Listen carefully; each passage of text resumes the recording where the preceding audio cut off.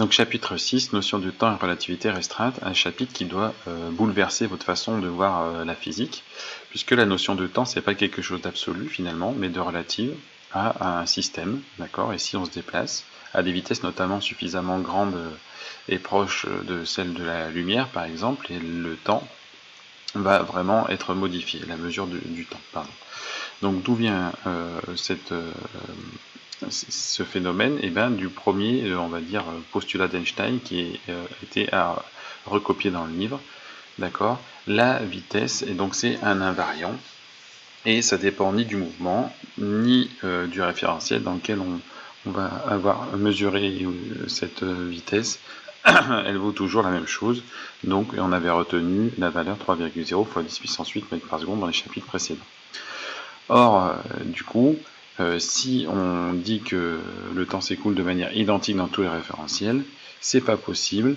On vient de le voir dans l'activité, on l'avait vu dans l'activité 1 avec la notion donc de constance de la célérité c. Vous aviez pour ça donc recopié ensuite le premier encadré, page 222, qui parle de la relativité du temps et du caractère non absolu du temps, mais la notion de dilatation de ce temps. Donc on revient dessus. En fait, donc il y a un temps et une durée propre en physique. Donc il faut bien définir l'événement qu'on veut étudier, avec une position et une date, d'accord. Cet événement est étudié dans son référentiel propre, tout est fait au même endroit, et notamment la mesure du temps. Il ne faut pas que je regarde quelque chose qui se déplace, sinon ça va tout changer. Et dans ce cas-là, je vais mesurer la durée propre à cet événement, d'accord. Si vous revenez sur l'activité 2, mobile, mesurer la durée de l'aller-retour de la lumière, c'était donc l'événement aller-retour de la lumière. Or, si vous êtes en déplacement, si vous voyez cet objet qui déplace par rapport à vous, on va mesurer quelque chose d'impropre en fait. Ce ne sera pas propre à l'événement. Donc c'est pas l'événement et c'est la durée que je mesure, c'est quand je regarde cet événement, quand je suis à côté de cet événement. Donc là, vous allez mesurer quelque chose d'impropre. Par exemple, c'était le cas de Fix qui regardait mobile qui se déplaçait dans l'activité 2.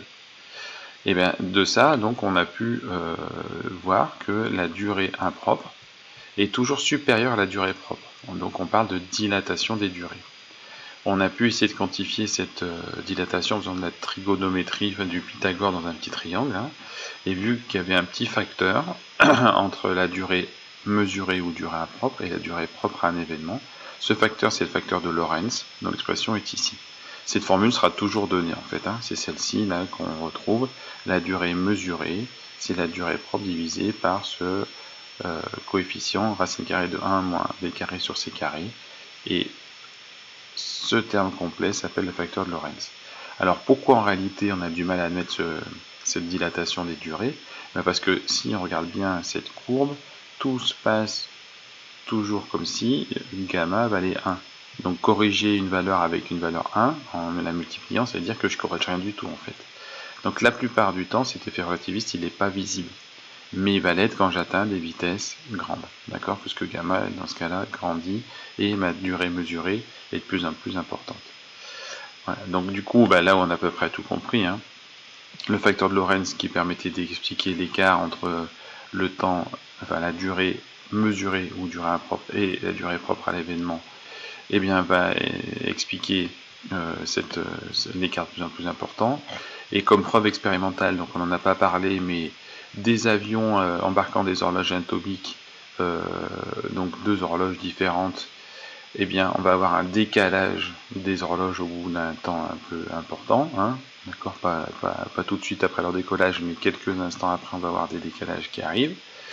On a vu aussi que cette relativité permet d'expliquer la présence de muons jusqu'à la surface de la Terre, on peut les détecter sur Terre, et que si on corrige pas, synchronise pas nos horloges du décalage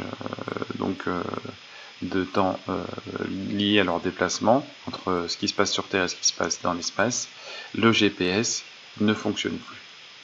Ou pas, enfin ne fonctionne qu'avec des précisions de l'ordre du kilomètre, donc c'est pas terrible. Voilà pour l'essentiel, reprenez ça à tête reposée et n'oubliez pas que vous avez bouleversé là votre vision de la physique normalement.